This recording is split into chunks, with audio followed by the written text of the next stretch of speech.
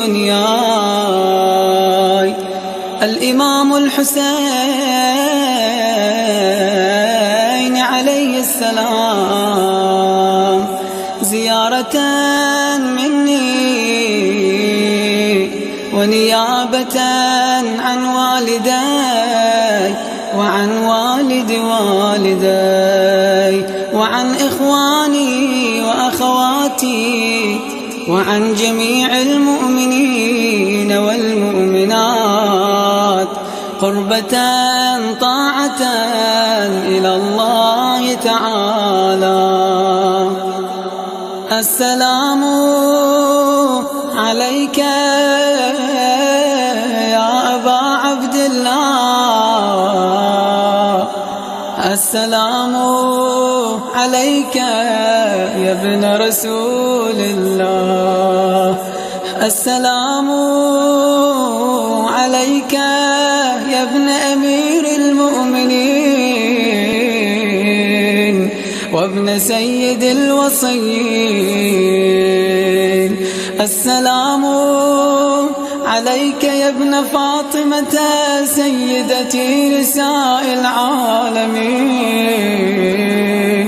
السلام عليك يا ثار الله وابن ثاره والوتر الموتور، السلام عليك وعلى الأرواح التي حلت بفنائك، عليكم جميعا سلام الله أبدا ما بقيت وبقي الليل والنهار.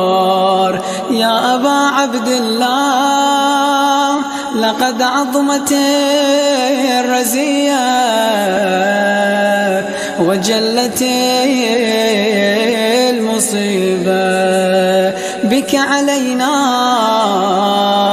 وعلى جميع أهل الإسلام، وجلت وعظمت مصيبتك في السماوات على جميع أهل السماوات. فلعن الله أمة أسست أساس الظلم والجار عليكم أهل البيت، ولعن الله أمة دفعتكم عن مقامكم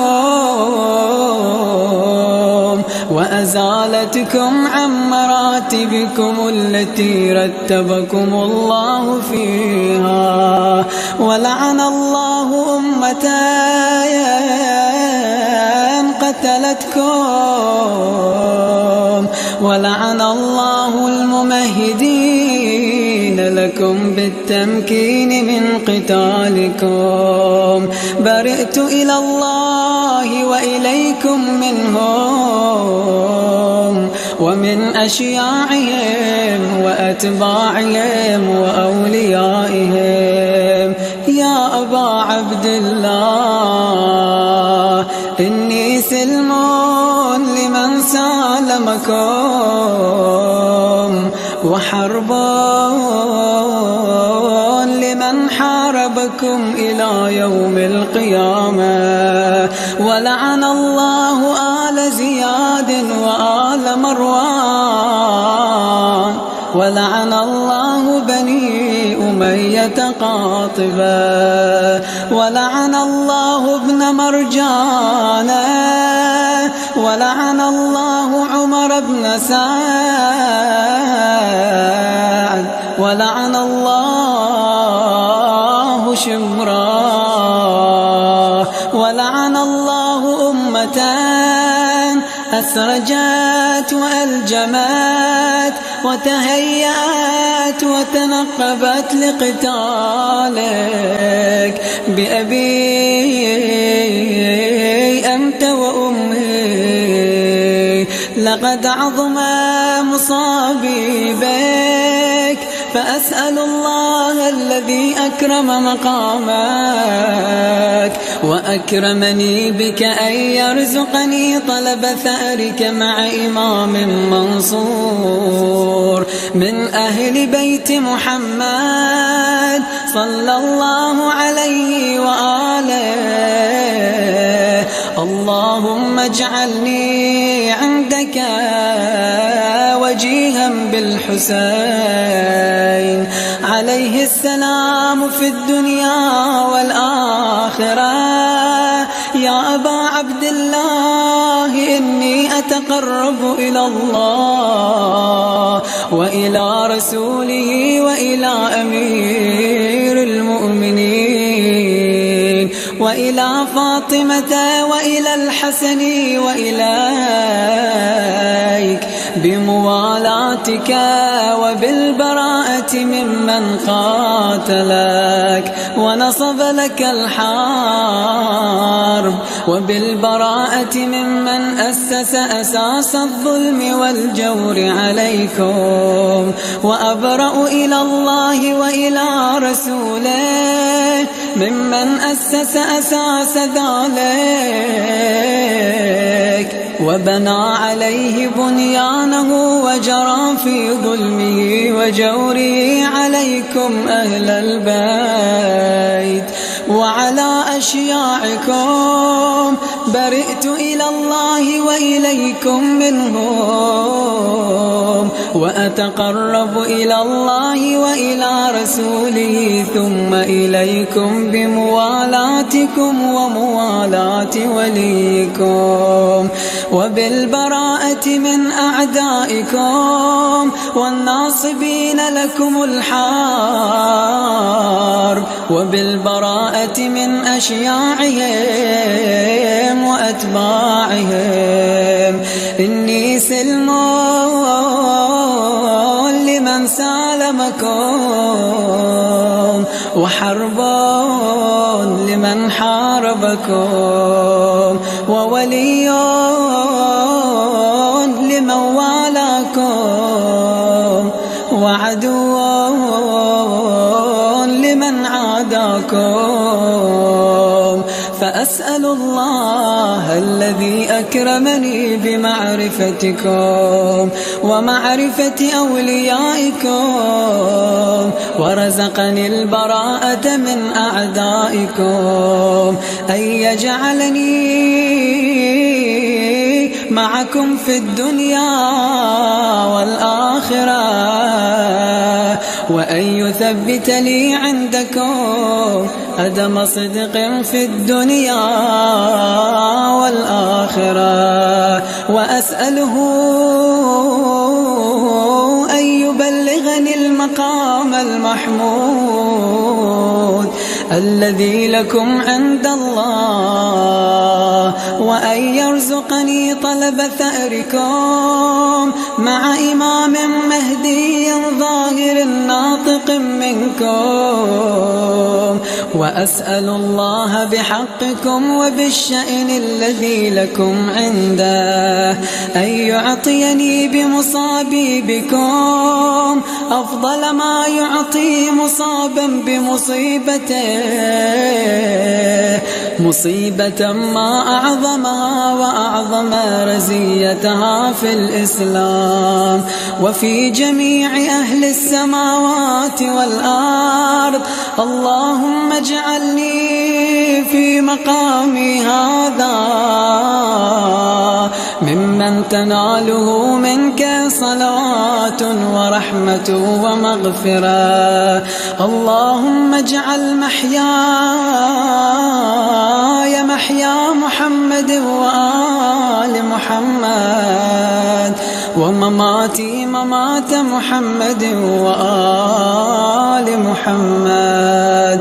اللهم إن يوم قتل الإمام الحسين يوم تبركت به بنو أمية وابن آكلة الأكباد اللعين ابن اللعين على لسانك ولسان نبيك في كل موطن وموقف وقف فيه نبيك. اللهم العن أبا سفيان ومعاوية ويزيد بن معاوية، عليهم منك اللعنة أبد الآبدين. يوم فرحت به آل زياد وآل مروان بقتلهم الحسين عليه السلام. اللهم فضاعف عليهم اللعن منك والعذاب الأليم. اللهم إني أتقرب إليك في هذا اليوم وفي موقفي هذا وأيام حياتي بالبراءة منهم واللعنة عليهم وبالموالاة لنبيك وآل نبيك عليهم السلام. اللهم العن أول ظالم ظلم حق محمد وآل محمد، وآخر تابع له على ذلك. اللهم العن العصابة التي جاهدت الحسين عليه السلام وشايعت وبايعت وتابعت على قتله. اللهم العنهم جميعا. السلام عليك يا أبا عبد الله وعلى الأرواح التي حلت بفنائك. عليك مني سلام الله أبدا ما بقيت وبقي الليل والنهار، ولا جعله الله آخر العهد مني لزيارتكم. السلام على الحسين وعلى علي بن الحسين وعلى أولاد الحسين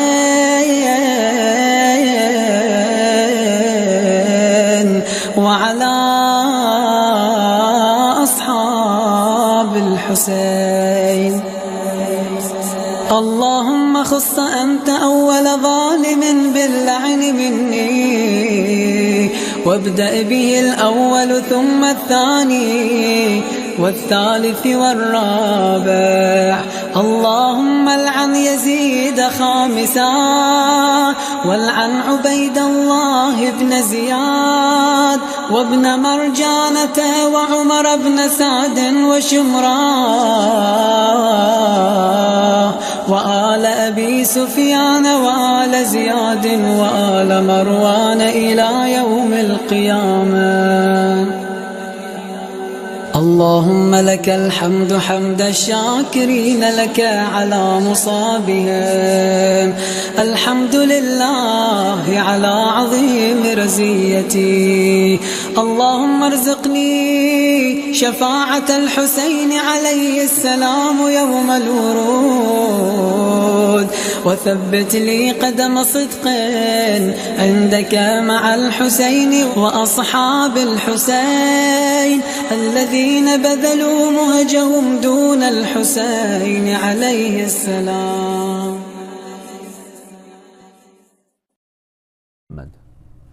أعوذ بالله من الشيطان الرجيم.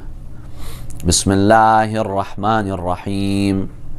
صلى الله عليك يا رسول الله وعلى أهل بيتك المظلومين. صلى الله عليك يا سيدي ويا مولاي يا أبا عبد الله، يا رحمة الله الواسعة ويا باب نجاة الأمة، يا غريب يا شهيد كربلاء فيا ليتنا كنا معكم سادتي فنفوز فوزا عظيما. I begin in the name of the Almighty God, the Compassionate, the Merciful, the one who has created everything in utmost perfection. And may the peace and blessings of the Almighty God be upon His pure and beloved Messenger, the peak of His creation, the symbol of humanity, the Holy Prophet Muhammad sallallahu alayhi wa alihi, and his immaculate progeny of the Ahlul Bayt, peace be upon them, especially the leader of our time, the awaited Savior, Al-Imam Al-Mahdi Ajjalallahu Ta'ala Farajah. May Allah hasten His reappearance and make us all amongst His sincere and dedicated servants. Respected brothers and sisters, Assalamu alaikum wa rahmatullahi wa barakatuh. The event of Karbala on the day of Ashura is one that has inspired millions throughout the decades and the centuries. Karbala occupies a very important place in our hearts. Every year, we remember the events that unfolded on the plains of Karbala. Normally, we're familiar with most of the events that happened on the 10th day of Muharram, the day of Ashura, a day like no other, the most tragic day in history. How the day started at dawn, in what situation was the camp of Imam Hussein alayhi salam, and how the battle ensued after midday. However, we do not have a clear understanding of what happened in Karbala before the 10th of Muharram. From the 1st of Muharram till the 9th of Muharram, where was the caravan of Imam Hussein alayhi salam? What were the events that led to the 10th of Muharram in the land of Karbala? Imam Hussein alayhi salam spent about 8 to 9 days in Karbala before his martyrdom. What are the events of those 8 to 9 days? In our discussion this evening, we will provide an overview and give you a breakdown of what happened on each day of the month of Muharram, from the 1st of Muharram till the 9th of Muharram, till the eve of Ashura. Imam Hussein alayhi salam had left the city of Mecca on the 8th of Dhul Hijjah. Just when everyone was coming to Mecca to perform the Hajj, Imam Hussein alayhi salam gave a speech. He informed those around him why he's leaving and why he's leading this revolution.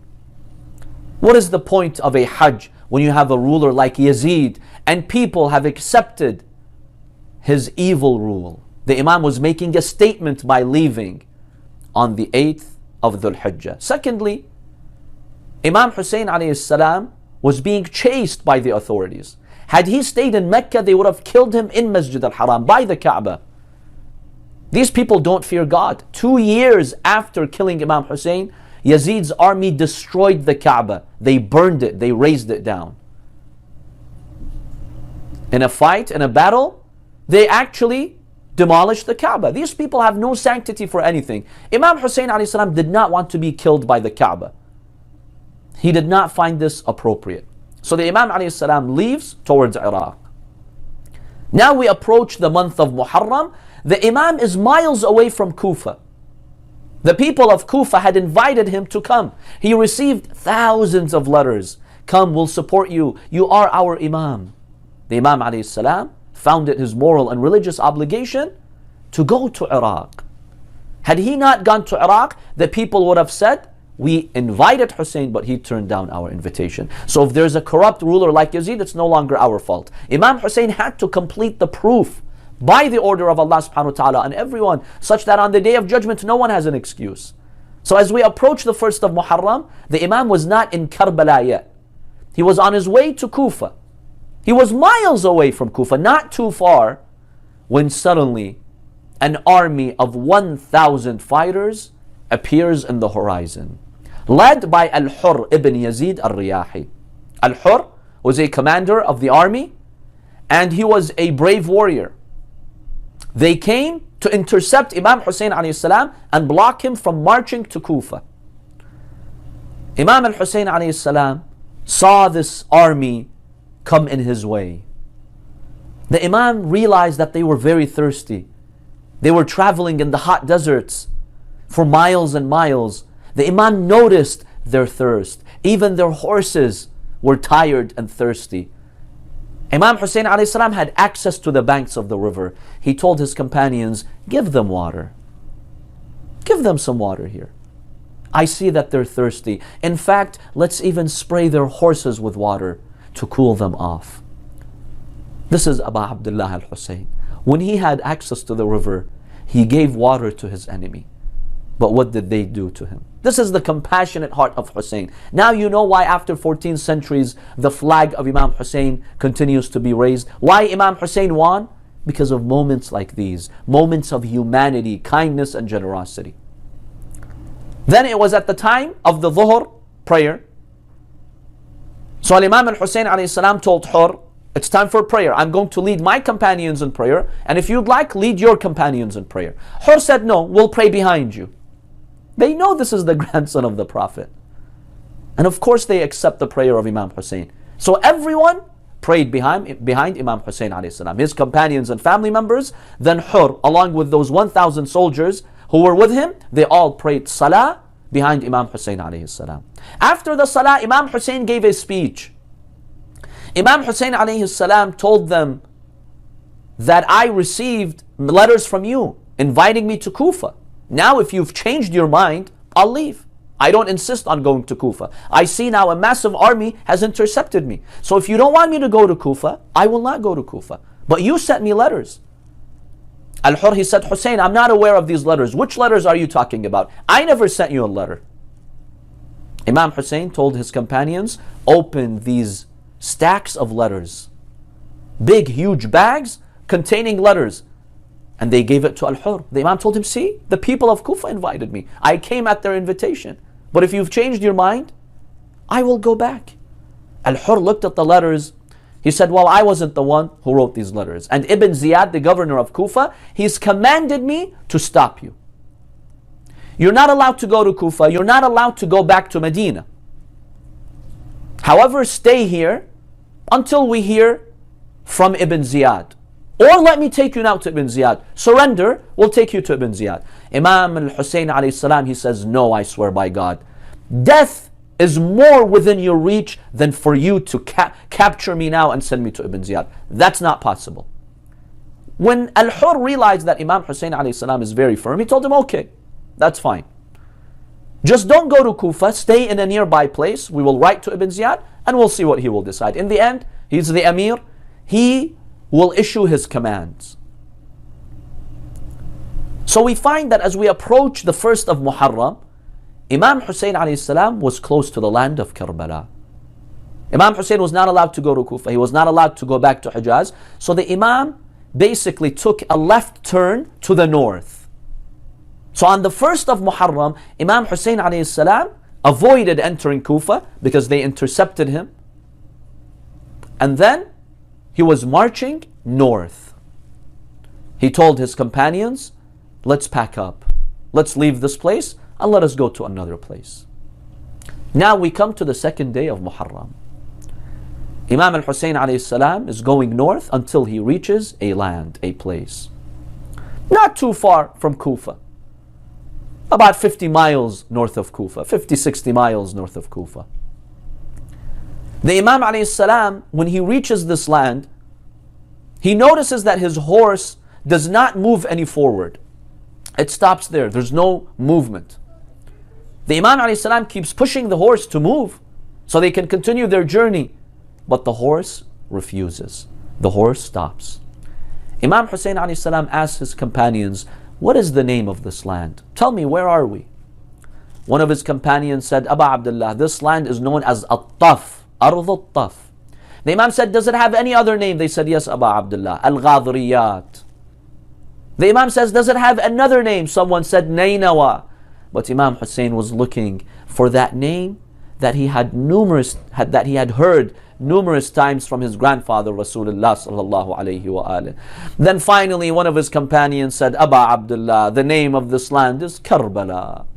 The minute Imam Hussein alayhi salam heard the word Karbala, he took a deep breath, he cried, he raised his hands and he says, Allahumma inni a'udhu bika min al-karbi wal-bala. Oh Allah, I seek refuge in you from karb, trials and tribulations, difficulties, hardships, distress, and bala, tragedies. Karbala is a combination word. It's combined from two words, karb and bala. Then the Imam alayhi salam looked at his companions. He told them, my companions, you shall settle here. We have to camp here. Let's settle here in this land, for this place, in this place, our destiny awaits us. Here our men shall be killed. Here our children shall be massacred. Here our women will be taken as prisoners of war. Imam Hussein told them what would await them. This was on a Thursday, the 2nd of Muharram, year 61 after the Hijrah. Everyone began to cry when they heard that their destiny will be here in this land. Then later that day, according to some reports, Imam Hussein alayhi salam began to recite very sorrowful lines of poetry. Lady Zainab alayhi salam concluded that danger is coming. She told him, Aba Abdullah, you read these lines of poetry, that means death is going to come to you. He said, yes, of course. Lady Zainab cries and she says, Hussein is eulogizing himself. La ilaha illallah. So that day, the family of Imam Hussein alayhi salam, they erect the tents. They are by the river of Furat, not far from the Euphrates River, from a branch of the Euphrates River in Karbala. The next day is the 3rd of the month of Muharram. On this day, as Imam Hussein alayhi salam and his family and companions had settled there, they had encamped by the river, you could see a massive army descending on Karbala. This time led by Umar ibn Sa'd, the chief commander of Ibn Ziyad's army, of Yazid's army. Some reports indicate he arrived with 30,000 troops and soldiers. So on the 3rd day of Muharram, this huge army arrives in Karbala. And basically they camp between the tents of Imam Hussein and the river of Furat. Imam Hussein alayhi salam had camped about 600 meters to the west of the river. These soldiers now basically stood between Imam Hussein and the river of Furat. It was a very difficult day for the family of the Ahlul Bayt to see those massive numbers coming to fight them. Imam Hussein alayhi salam requested to meet Umar ibn Sa'd. He met him. Umar ibn Sa'd told him, why did you want to go to Kufa? What brings you to Kufa? Imam Hussein alayhi salam said, the people of Kufa invited me. That's why I came. I have letters. But if you don't want me to come, that's fine. I'll go back. The Imam made it very clear he's not here to shed blood or to fight or kill. Let me go. I'll go back. Umar ibn Sa'd said, no. I cannot let you go. I would rather avoid the confrontation and the fight. Initially, Umar ibn Sa'd, he did not want to fight because he knew this was a shame for him in history. He will be eternally damned and doomed if he fights the grandson of the Prophet. He told him, wait here. We have to tell Ibn Ziyad and get the permission from him. This is an important decision. I cannot just let you go like that. I can't let you go back to Hijaz or to some other place. Let me ask Ibn Ziyad. Some reports indicate later that day, on the 3rd of Muharram, Imam al-Hussein alayhi salam approached a tribe in that area who owned the land of Karbala.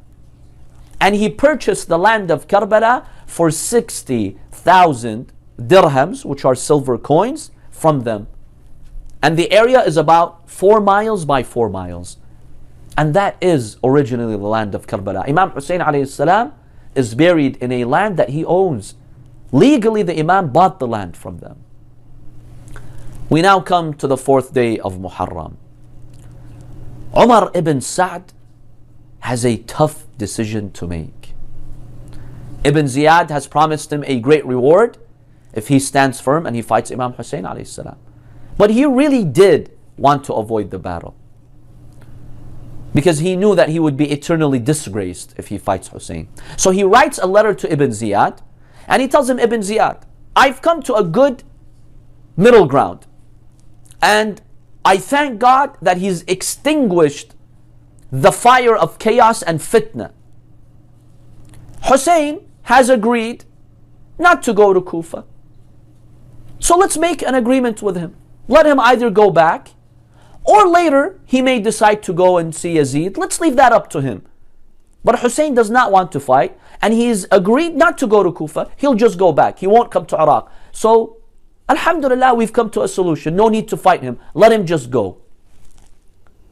He sends a letter to Ibn Ziyad. On the 5th of Muharram, the reply comes from Ibn Ziyad, and he sends the letter with Shimr ibn Dhil Jawshan, a very evil and ferocious man. Ibn Ziyad tells Shimr, go and give this letter to Umar ibn Sa'd. Give him an ultimatum. Either Hussein surrenders and he comes as a captive to me in Kufa, or we fight him. There is no other option. You can't just let him go like that. That's not possible. I don't allow it. So either you force Hussein to surrender, or you kill him. Otherwise, you're no longer the commander of my army, and I'll assign Shimr to be the commander. So tell Ibn Sa'd, is he willing to obey me or not? Shimr arrives in Karbala, and he gives the letter to Umar ibn Sa'd. He tells him, here, this is a letter from your Amir. He looks at the letter. Ibn Ziyad tells him, look, I've sent this letter with Shimr. Either you obey me, or give the banner to Shimr. Let him lead the army. If Hussein does not surrender, you have to kill him. You have to behead him and his companions, dismember their bodies, and I want you to have the horses trample them too. How vicious can a human being become? This is the grandson of your prophet. You claim to be a Muslim. This is the grandson of your prophet. And these vicious people, the 30,000 people, they accepted this. Look at what dunya does to the people, how it blinds them to the reality and to the truth. But Umar ibn Sa'd was struggling. He found himself in a tough situation. That night, Umar ibn Sa'd had a very difficult moment trying to come to a decision. On the one hand, this is Hussein. How can I kill him? I know he is the rightful leader. I know he's chosen by God. I know he is the grandson of the Prophet. If I kill him, I will eternally be damned. My fate is hell. But on the other hand, I want the reward from the Amir. How can I give up this opportunity? Mulk al-Ray. He's promised me to appoint me the governor of Ray, which is modern day Tehran in Iran. I want the money, I want the power. In the end, he made a decision. On the 6th of Muharram, we see that Umar ibn Sa'd had made a decision to collaborate with Shimr. He told him, Shimr, that's it. My decision is to fight Hussein. If he does not surrender, we will fight him. So let's collaborate together. Let's surround Hussein and let us fight him and take his head to Ibn Ziyad. Eventually, he succumbed to his worldly desires. On the 6th of Muharram, we find that more and more companions had joined Al-Imam al-Hussein alayhi salam. One of those companions who had joined Al-Imam al-Hussein was Habib ibn Madahir. Habib ibn Madahir was one of the companions of the Prophet, one of the best companions of Imam Ali ibn Abi Talib alayhi salam. He was 75 years old when he joined Imam Hussein alayhi salam. On his way to Iraq, Imam Hussein had sent him a letter, an amazing, fascinating letter. In the letter, Imam Hussein alayhi salam said, Min al-Hussein ibn Ali. From Hussein ibn Ali to the scholar Habib ibn Madahir. See how Imam Hussein respects him. Habib ibn Madahir memorized the Quran. He was a scholar and he was a warrior. The Imam had told him in the letter, Oh Habib, you know our kinship to the Prophet. You more than anyone knows us Ahlul Bayt.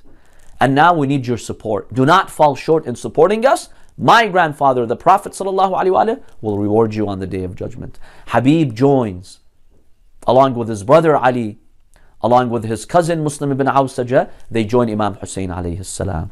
On the 6th of Muharram, Habib ibn Madahir tells Imam Hussein, there's a tribe, it's a branch of Banu Asad. They live around Karbala. Do you give me the permission to go and talk to them? I'll mobilize them to come and join us. Maybe they will help us Fight these enemies. The Imam says, I give you permission. He goes to them. He tells them, my dear tribe, my dear people, I have come with the best that any visitor can bring. I have come to invite you to defend Abi Abdullah al-Hussein, the grandson of your Prophet. If you want, on the day of judgment, to be forgiven by Allah, to be given the shafa'ah of Prophet Muhammad, come and join Hussein. Many of them were motivated. 90 of them promised support. They said, yes, Habib, we'll come to you. News reached Umar ibn Sa'd that this tribe is trying to join Imam Hussein alayhi salam. So quickly he dispatched 400 fighters to stop them. Unfortunately, they stopped them from joining. Habib ibn Madahir comes, tells Imam Hussein alayhi salam, 90 of them were willing to join, but Umar ibn Sa'd stopped them. The Imam alayhi salam says, La hawla wa la quwwata illa billah. There is no power, there is no strength except by Allah subhanahu wa ta'ala. Then we come to the 7th of Muharram. On the 7th of Muharram, the situation now becomes dire. Umar ibn Sa'd receives a letter from Ibn Ziyad commanding him to cut Imam Hussein alayhi salam, to cut access from water, to cut him off from water. He tells him, deny Hussein and his companions and his family from drinking any water. They should not taste a drop of water. Look at the cruelty here. So Umar ibn Sa'd organizes an army of 500 horsemen. He tells them, guard the banks of the river Furat. Do not let anyone from the camp of Imam Hussein get any water from now on. So on the 7th of Muharram, they blocked Imam Hussein alayhi salam from having access to the river. This is a very tragic moment, very difficult.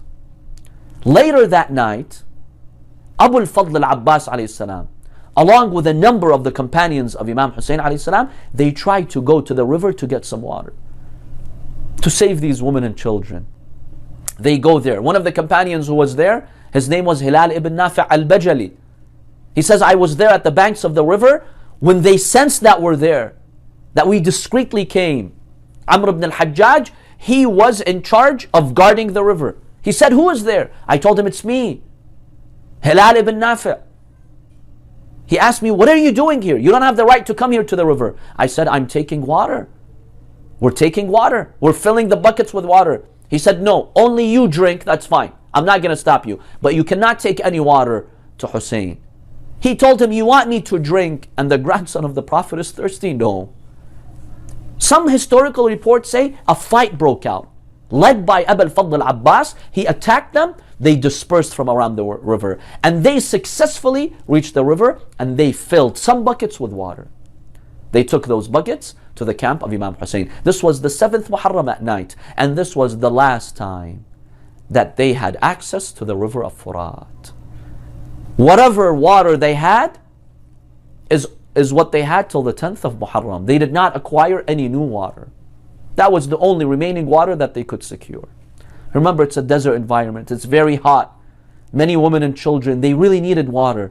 This was not enough to really take them to the 10th of Muharram.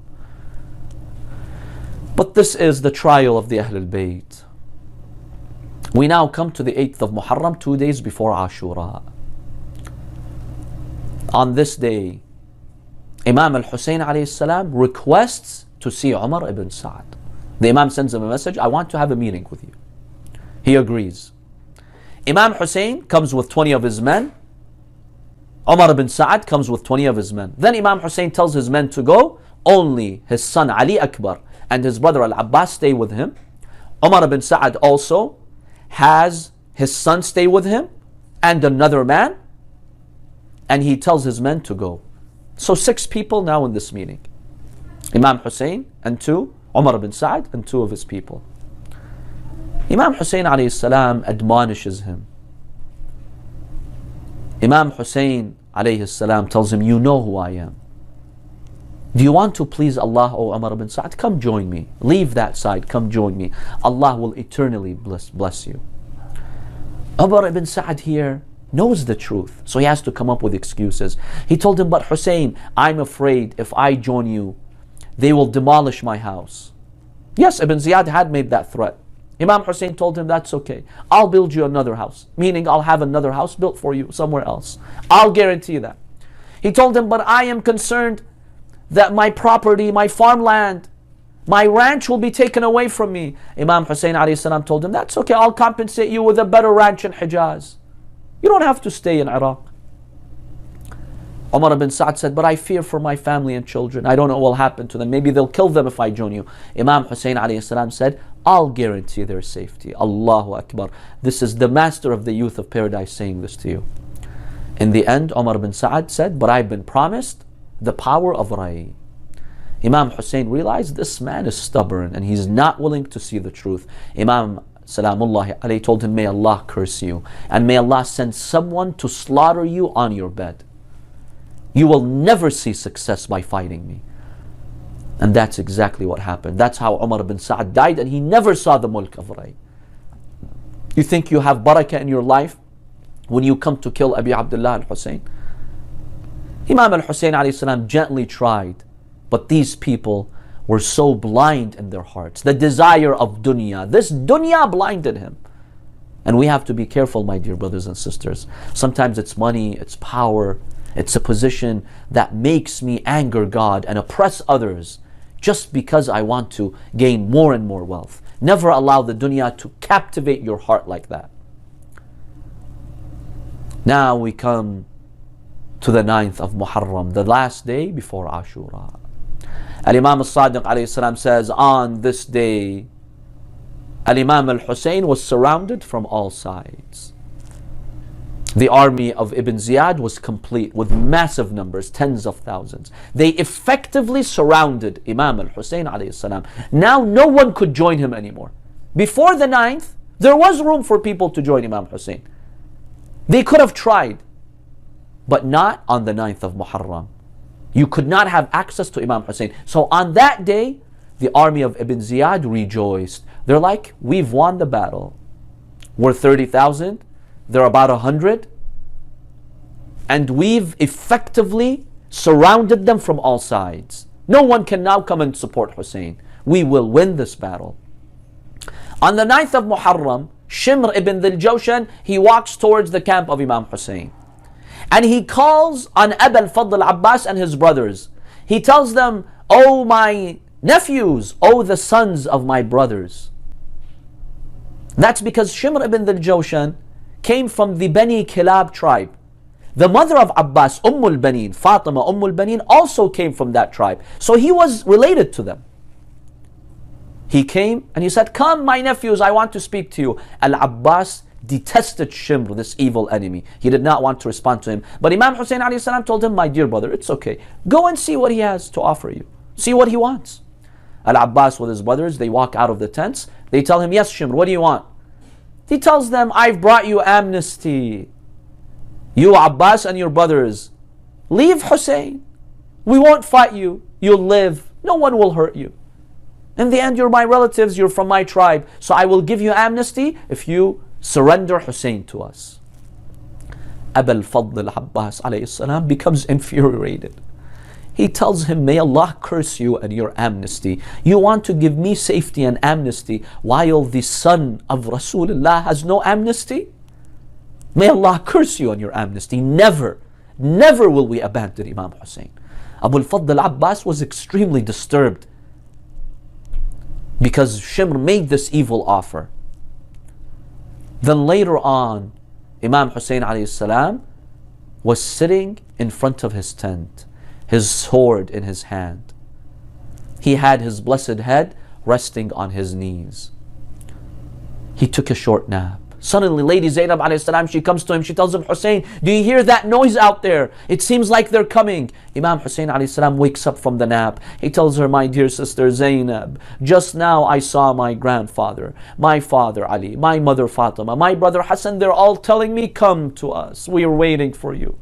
Lady Zainab cries. She tells him, Aba Abdullah al-Hussein, that means then your death is close. He says, yes Zainab, this is my fate.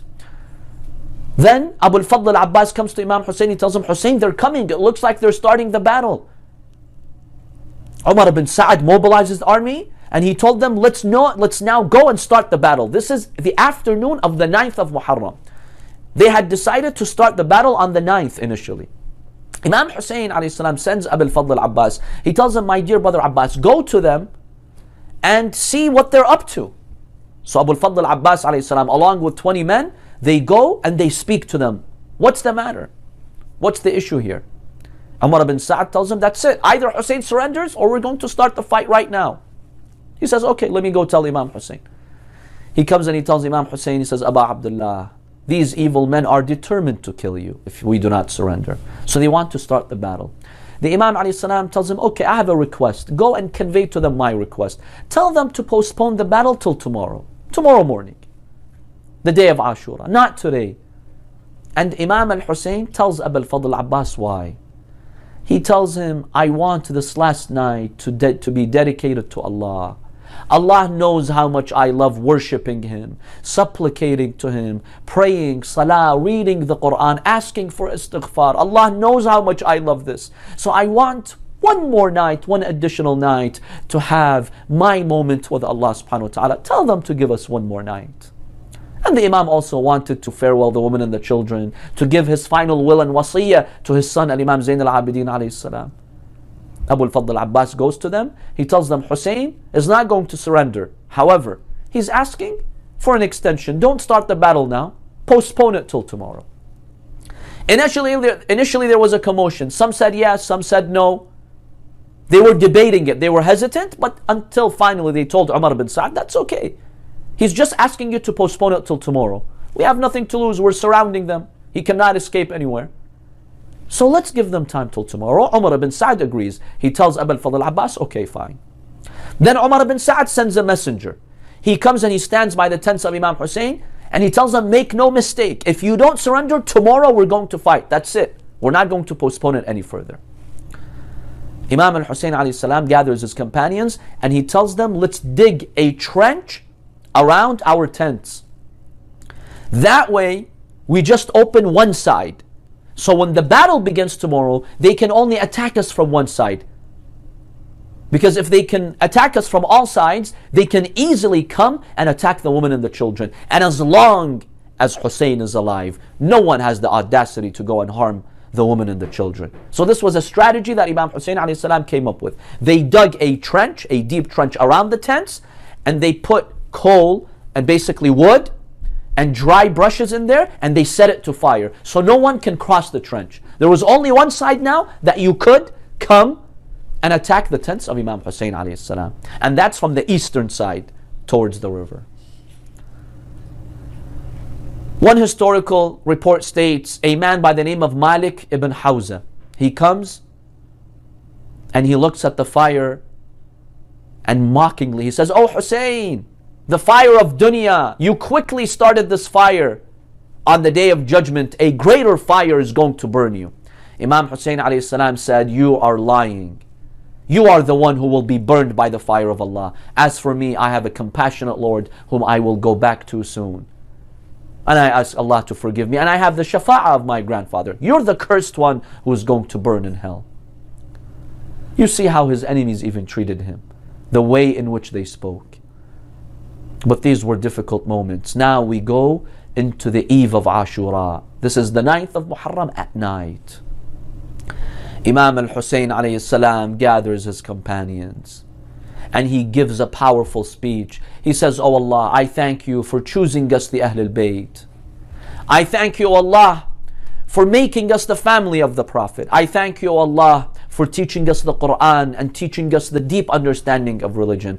Then he says, "I swear by Allah, I do not know any companions better than my companions. They are the best of companions, the most righteous companions, and my family is the most righteous family." Then Imam Hussein alayhi salam looks at them and basically he tells them, "The enemy only wants me.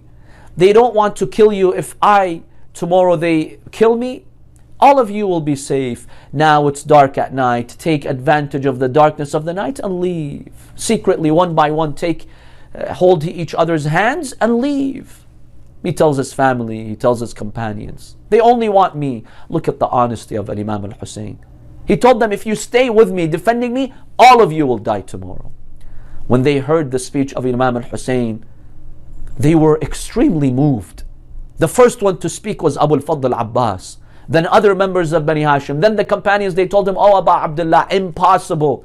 It's impossible for us to abandon you. Now on such a night you want us to abandon you? This is impossible. We'd rather die with you. And the greatest honor is to die with you, O Aba Abdullah al-Hussein.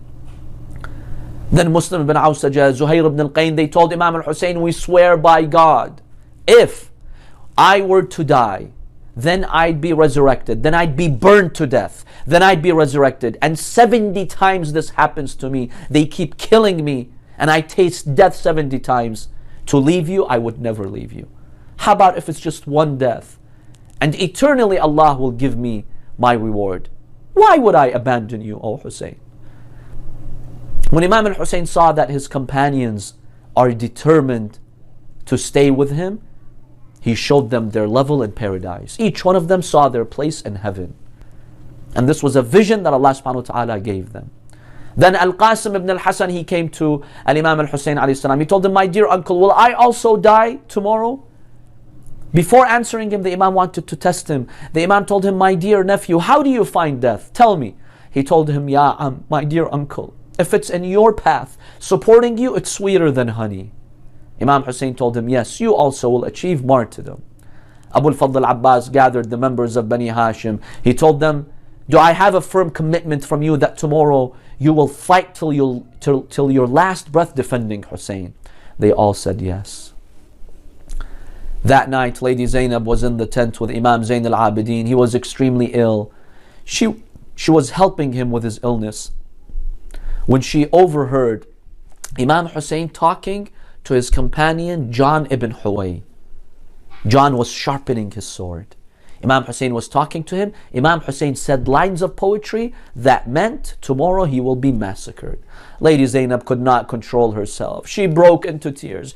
She came running to Imam Hussein. She tells him, oh Aba Abdullah al-Hussein, I wish I would have been dead, not to see the day on which you'll be killed. I cannot handle this. It's as if I feel right now as if my grandfather has been killed, my father has been killed, my mother has been killed, my brother has been killed. Hussein, you are everything to me. Lady Zainab was in a severe state of panic. Imam Hussein alayhi salam washes her face with water. Then he prays and he says, oh Allah, grant Zainab the patience. And it is this dua of Hussein that gave Zainab the patience to stay strong. Otherwise, it's not a trial that anyone can handle. As great as you are, to see someone like Hussein beheaded and then to be taken as prisoners of war. But that night was a difficult night. Imam al-Hussein alayhi salam, he gathers the women and the children in the tent of Imam Zain al-Abidin. This is the night of Ashura. He tells them, the next Imam is Zain al-Abidin. My son Ali, he's your Imam, so you have to follow him and obey him. Then the Imam gives his wasiyah, his final will, to his son, Al-Imam Zain al-Abidin alayhi salam. Then he looks at them and he tells them, tell my followers that Hussein has been killed thirsty. So remember the thirst of Hussein. Remember the tragedy of Hussein. Mourn Aba Abdullah al-Hussein. This is a request according to this report from Al-Imam al-Hussein alayhi salam. On that night, Al-Imam al-Hussein along with his companions, they did not sleep. They were worshipping Allah all night long. One narrator says, I heard them supplicating in a low voice, supplicating to God. It's like the buzzing of the bees. All of them, they were supplicating to Allah. What a stark contrast with the army of Umar ibn Sa'ad. You could see them partying that night, getting drunk that night, worshipping shaitan. But the camp of Hussein was close to Allah subhanahu wa ta'ala. These were their final moments. But on this night, O believers, the women and the children, they were safe that they were with Abi Abdullah al-Hussein. Their guardian and protector, Abu al-Fadl al-Abbas, was there. They had that feeling of safety. As long as Hussein's alive, Abu al-Fadl al-Abbas is alive, who dares come and harass us and beat us and hurt us? Yes, this is how attached they were to Imam al-Hussein alayhi salam. But O believers, what happened after the tragedy of Karbala? Imam al-Hussein alayhi salam had a daughter by the name of Ruqayya. She was about 3 or 4 years old. She dearly missed Imam al-Hussein after the battle of Karbala on their way to Kufa, to Sham. She would frequently say, "Where is my father Hussein? I miss my father Hussein. I can't stand this separation." She loved her father dearly. She was attached to her father. How can she be separated from him? She missed her father dearly. Then when they arrived in the ruins of Sham, they slept in those ruins one night in those ruins in Damascus. Lady Ruqayya saw her father Hussein in her dream. She woke up from her dream wailing and crying. "What's the matter, Ruqayya? Why do you cry so much?" "I just saw my father in my dream right now and I miss him dearly. I don't know what to do. This pain of separation is killing me. I want my father Hussein." Everyone started to cry in those ruins, the women and the children. This commotion came out of the ruins. Yazid, from his palace, he overheard the commotion. He asked his guards, "What's the matter? Why are they crying?" They told him, "One of the daughters of Hussein just saw her father in her dream. She misses her father. She wants her father. That's why she's crying," and she made everyone cry. Oh believers, you know what this ruthless dictator did? He told them, "Okay, then what are you waiting for? Take the head of her father Hussein to her. Let her see the head of her father." They put the head of Imam Hussein alayhi salam in a tray and they cover that tray. They bring it to Ruqayya. They put it before her. She tells them, "What is this? Well, I didn't request for anything. What is this?" They told her, "Ruqayya, this is what you want. Uncover it." When she uncovered the tray, she saw the severed head of her father Hussein. It had been about a month she had not seen him. Her eyes fell on this face. But the last time she had seen Hussein, Hussein was alive, beautiful, standing before her. This time, his head was severed and his beard was stained with blood. She collapsed on the head of Imam Hussein. "Aba ya Hussein, man alladhi hazza waridak." My dear father Hussein, who's the one who severed your head? "Aba ya Hussein, man alladhi khadhaba shaybak." My dear father Hussein, who's the one who stained your beard with blood? "أبا يا حسين من الذي أيتمني على صغر سني." My dear father Hussein, who is the one who orphaned me at such a young age? She held the head of her father. She hugged the head of her father. She began to cry until slowly she quieted down. Slowly her voice became more and more faint until she stopped crying. Yes, the woman and the children thought maybe she was exhausted. She took a nap. She slept. At that point, Imam Zain al-Abidin alayhi salam told his aunt Zainab. He told her, "My aunt Zainab, lift her from the head of my father Hussein. For I swear by God, she has died. She has departed this world." She could not handle the pain of separation. They lifted Ruqayya only to discover that she had passed away. Allahu Akbar, what a tragedy for the family of Imam Hussein. Then there was a woman over there by the ruins. They told her, "Please come, let's prepare Ruqayya for burial. Let's wash her body." Before she started to wash the body, she noticed black spots on the body of Ruqayya. So this lady, she told Lady Zainab, "I'm not willing to wash her. I'm afraid she has a disease that's contagious. I see all these black marks." Lady Zainab broke into tears. She told her, "Oh lady, this is not a disease. You see these black spots? Whenever Ruqayya would remember her father and cry, those enemies would beat her with the sticks, with the back of the spears. Normally a child who loses her father, when she'd cry, at least there would be someone to console her, to show her sympathy. At least they allow her to cry, but not Ruqayya.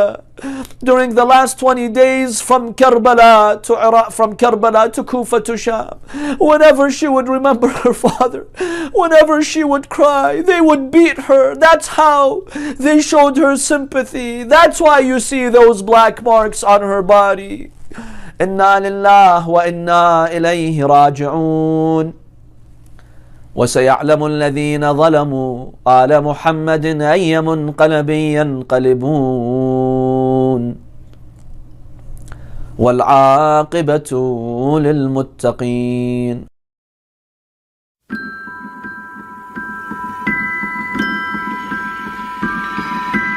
my 3-year-old star,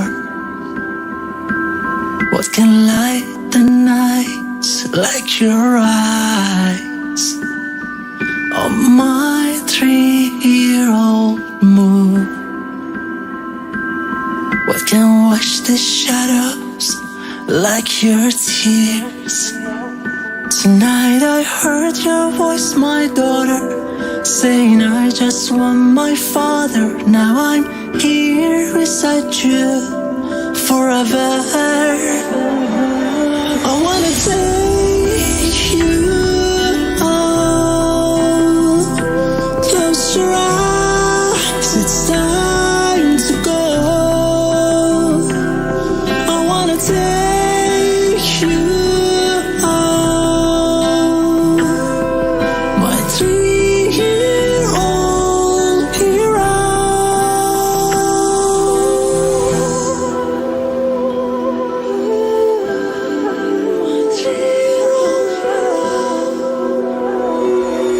Your wounded feet tell the truth which I can't.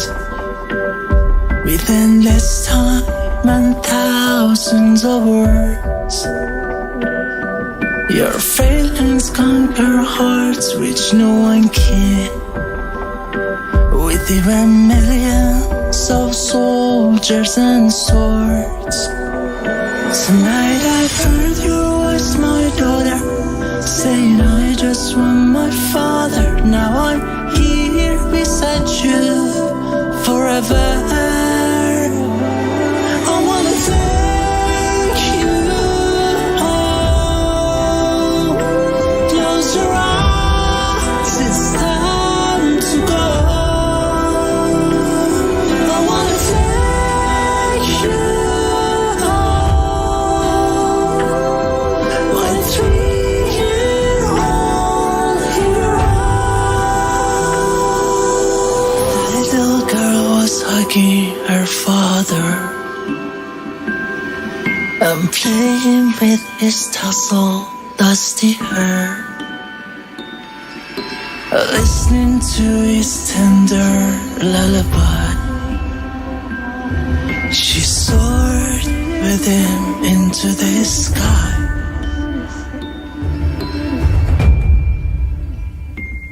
I wanna take you home. Close your eyes, it's time to go. I wanna take you home, my 3-year-old hero.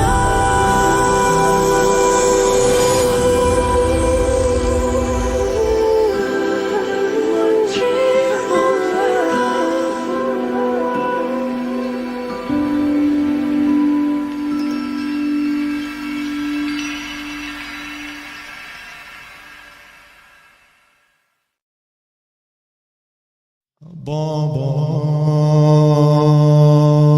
Baba. The caravan is entering Karbala today, but 9 days from now, this girl will leave Karbala without Baba Hussein. Go to Kufa, go to Sham. Baba,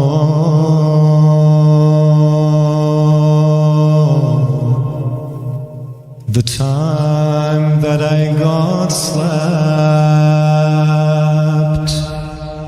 and they stole my earring, Baba.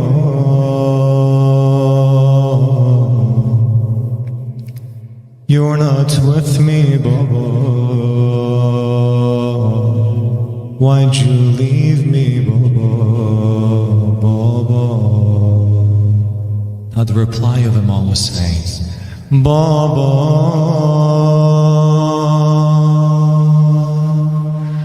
the time that you got slapped and they stole your earring, Baba,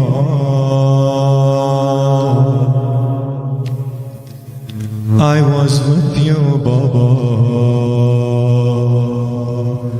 on top of the spear, Baba. I didn't leave you, Baba. The girl was taken to Kufa, all the way to Sham, to Bazar Sham, to the palace of Yazid, to the dungeon of Sham. Baba,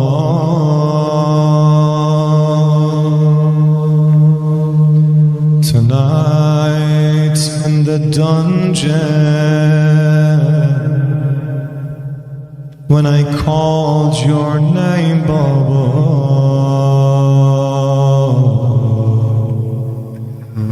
you're not with me, Baba. Why'd you leave me, Baba? Now Imam was saying, imagine the head of Imam was saying, being brought to this little girl, Baba, Baba, tonight in the dungeon, when you called my name, Baba, I came to give you a kiss, Baba. I'll take you with me, Baba. You're always with me, be with me, Baba.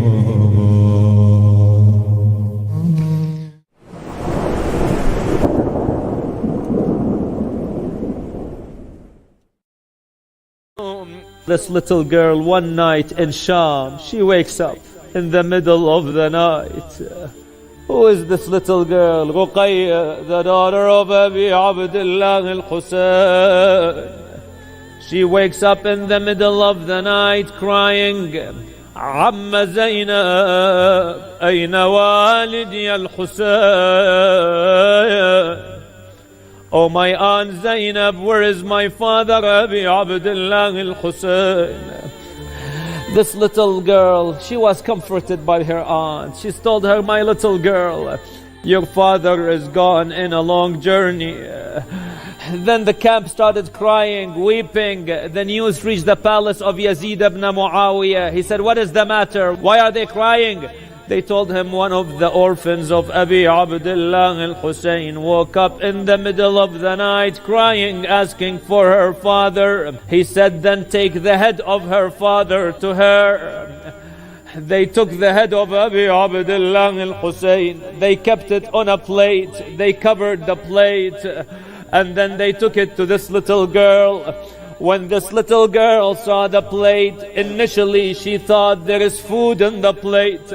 She said, Amma Zainab, I don't want food. I want my father, Abi Abdullah al-Husayn. She told her, my little girl, remove the cover from this plate. She removed the cover from the plate. And instead of seeing food, she saw the head of her father, Abi Abdullah al-Husayn, covered in blood, severed from its body. She threw herself on the head, crying, Aywa Abataya, Aywa Husayna. Oh father, this is your daughter Ruqayya. Oh father, you always took care of me. Oh father, why is your head severed from your body? Why is your beard covered in blood? Oh father, who will look after us? Who will look after your orphans, Ya Abu Abdullah? And then she continued to cry, Aywa Abata, Aywa Husayna, until she went into a deep silence. At that moment, Imam al-Sajjad alayhi salam turned to his aunt Zainab. Remove my sister Ruqayya from the head of my father. Oh Amma Zainab, for now she has joined my father Abi Abdullah al-Husayn. Zainab alayha salam ran to this little girl. She removed her. She started turning her around. Maybe there is life left into her, but the girl was lifeless. She held her in front of Abi Abdullah al-Husayn and cried, Akhi Husayn, انظر إلينا. Oh my brother Hussein, look at us, look at your daughter Ruqayya, look at your sister Zainab. And then when the caravan went back to Karbala, it is said Zainab came to the grave of Abi Abdullah al-Hussein crying, weeping, and then some poets try to put this kind of form. They say Zainab came apologizing to Abi Abdullah al-Hussein. Zainab, why are you apologizing? Ya Abu Abdullah, you told me to take care of your children, and I tried to take care of them, but your daughter Ruqayya was left back in Sham. I buried her. Bismillah ar-Rahman ar-Rahim. The next time you're ever at Sayyidah Ruqayya, they say the women, when they were given ghusl and kafan, 3 times came running out. They came to Imam Sajjad. You know, the first time they came out, small girl was there, women came running out. Imam Sajjad says, what happened? You know what they replied? They said, there's fungus growing on this girl's body. Imam replied, he says, that's not fungus. Shimmer, when he would hit, her skin went green and blue and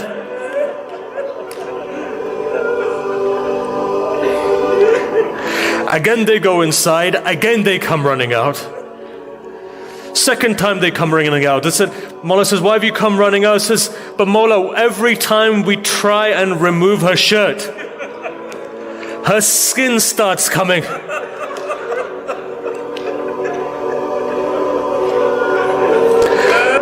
Third time they go, third time they come running out. They say, Mawla, what happened to this girl? He says, why? He says, every time we try and pour water over her hair starts shredding.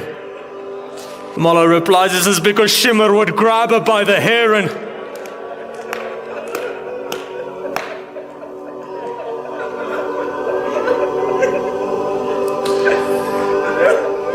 imagine what was going on the heart of Rabab at that stage. This is why sometimes I think when Yazid said to them, go, what does Sayyidah Zainab say? She says, Sajjad, one person is missing. Who is it? Rabab. As Sayyidah Zainab goes back into the prison, what does she see? She sees a mother holding tight to a grave. That mother was saying, daughter, you wanted to go home. Now it's time.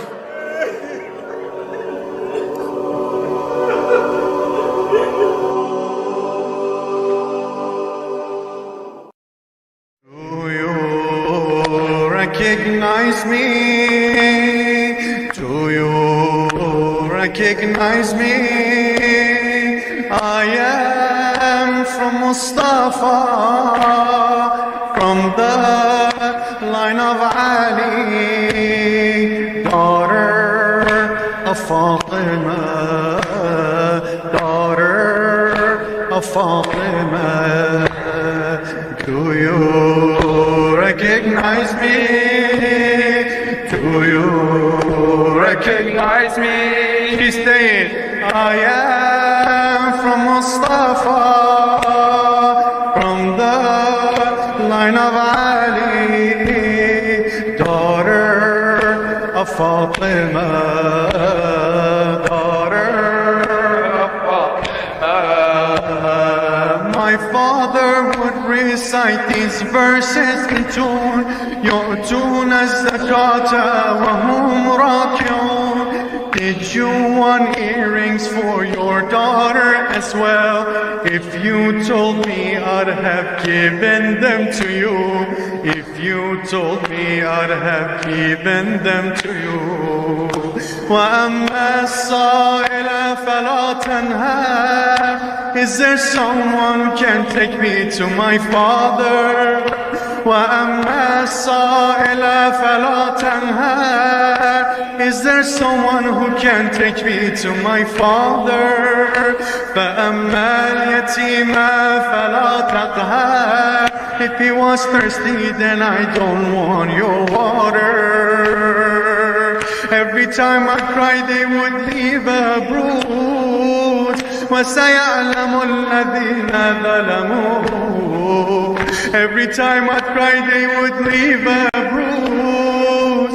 وَسَيَعْلَمُ الَّذِينَ ظَلَمُوا. At least hit me, my aunts don't abuse. وسيعلم الذين ظلموا. At least hit me, my aunts don't abuse. وسيعلم الذين ظلموا. وسيعلم الذين ظلموا. وسيعلم الذين ظلموا. ما شاء الله. وسيعلم الذين ظلموا. وسيعلم الذين ظلموا. وسيعلم الذين ظلموا. وسيعلم الذين. Oh, call out to me, Father. Call out to me, Father. You went, then they attacked.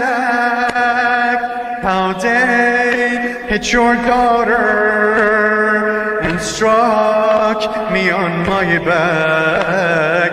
And struck me on my back. I'll be alright, Father, tell me how you've been. I know that help will reach us from the unseen. When they would raise their hands, this was my weapon. I said, Inna Allah ma'as-sabirin. I said, Inna Allah ma'as-sabirin. I said, Inna Allah ma'as-sabirin.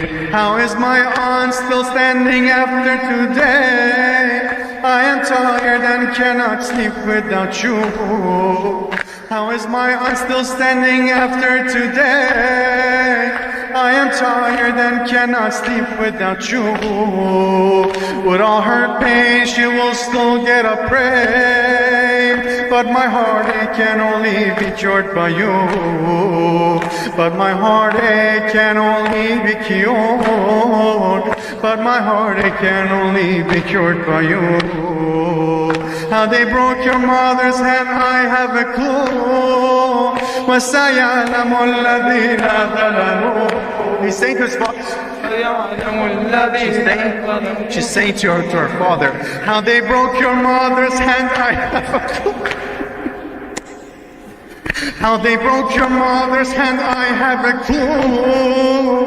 وَسَيَعْلَمُ الَّذِينَ ظَلَمُوا. She says to her father, how they broke your mother's hand, I have a clue. وَسَيَعْلَمُ الَّذِينَ ظَلَمُوا. Do I look like her now that my eyes are blue? وَسَيَعْلَمُ الَّذِينَ ظَلَمُوا. Do I look like her now that my eyes are blue? وَسَيَعْلَمُ وَسَيَعْلَمُ الَّذِينَ ظَلَمُوا. وَسَيَعْلَمُ الَّذِينَ ظَلَمُوا. وَسَيَعْلَمُ الَّذِينَ ظَلَمُوا. وَسَيَعْلَمُ الَّذِينَ ظَلَمُوا. ما شاء الله. وَسَيَعْلَمُ الَّذِينَ ظَلَمُوا. وَسَيَعْلَمُ الَّذِينَ ظَلَمُوا. Come and take me with you. Come and take me with you. This place is not for me. Why won't you come rescue? For Father, I'm thirsty. For Father, I'm thirsty. Since Asghar was your soldier, I'll be strong. With you the path to Kufa will not be long. Watch over me from up there on the spear. Soon I will be in your arms where I belong. Soon I will be in your arms where I belong. With only astajib lakum, I know the Lord of Abbas is still my protector. With only astajib lakum, I know the Lord of Abbas, still my protector. I want to be Abbas for my aunt, so no one will dare to come and disrespect her. I want to be Abbas for my aunt, I saw. No one will dare to come and disrespect her. To my face with his hand, what did he do? To my face with his hand, what did he do? وَسَيَعْلَمُ الَّذِينَ ظَلَمُوا. To my face with his hand, what did he do? وَسَيَعْلَمُ الَّذِينَ ظَلَمُوا. Where is your head now? They hate you too. وَسَيَعْلَمُ الَّذِينَ ظَلَمُوا. Where is your head now? Did they hit you too? وَسَيَعْلَمُ الَّذِينَ ظَلَمُوا. Everyone. وَسَيَعْلَمُ الَّذِينَ ظَلَمُوا. وَسَيَعْلَمُ الَّذِينَ ظَلَمُوا. وَسَيَعْلَمُ الَّذِينَ ظَلَمُوا. وَسَيَعْلَمُ الَّذِينَ ظَلَمُوا. وَسَيَعْلَمُ الَّذِينَ ظَلَمُوا.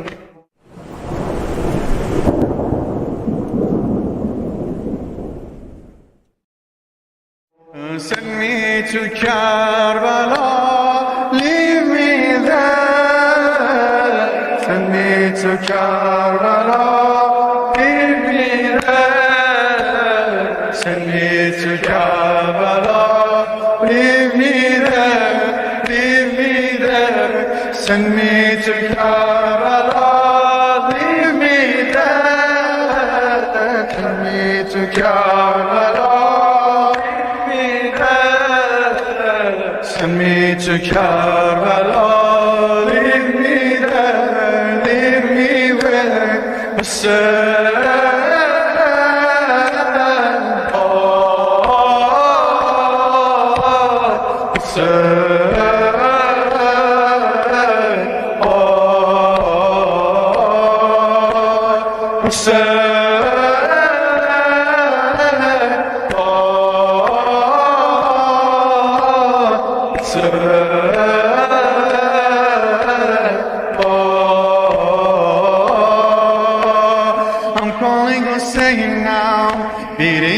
Chest to ease the pain. I'm calling Hussein now. Beating the chest to ease the pain. Non Haramayna. We lose my voice calling your name. Non Haramayna. We lose my voice calling your name. I'm calling Hussein now. Beating the chest to ease everyone. I'm calling Hussein now. Beating the chest to ease the pain. Lose my voice calling your name. Lose my voice calling your name. Hussein, Hussein, Hussein, Hussein. All together. Hussein, Hussein, Hussein,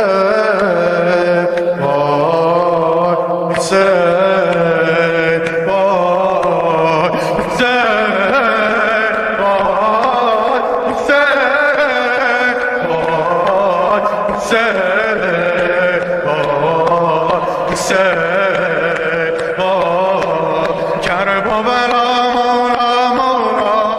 Martyr, martyr,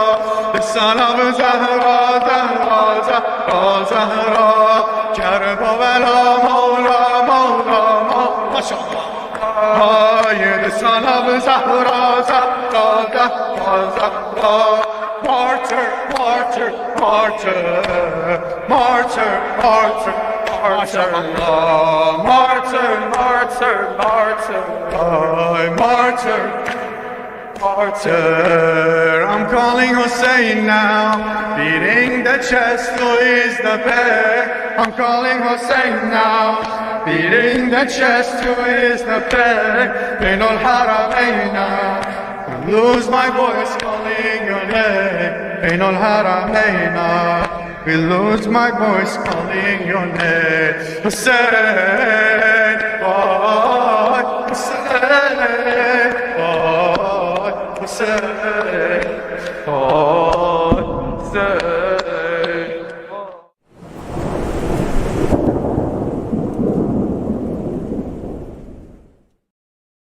Ya Thar Allah, tonight we said, Ya Mawla, take my hand. On the night of horror, we ask ourselves, are we living a hoary life? Are we enslaved to these circumstances? Or are we living with freedom? A well-balanced life where I worship, live, work, and take care and attend to my family. And remember my Imam, Sahib al-Asr wa Zaman. Let's ask ourselves. If that is not the case, we ask, Ya Thar Allah, Wabna Thar, fix it for us, Allah Jan, Ya Abu Abdullah al-Hussein. We came to your door, we ask of you, Ya Safinat al-Najat. You can save us from this misery we're in. You can save us from our shortcomings. You can save us from all these challenges, inshallah. Al-Ajal, Al-Ajal, Al-Ajal, Al-Ajal, Al-Ajal, Al-Ajal, Al-Ajal, Al-Ajal, Al-Ajal, Al-Ajal, Al-Ajal, come quick.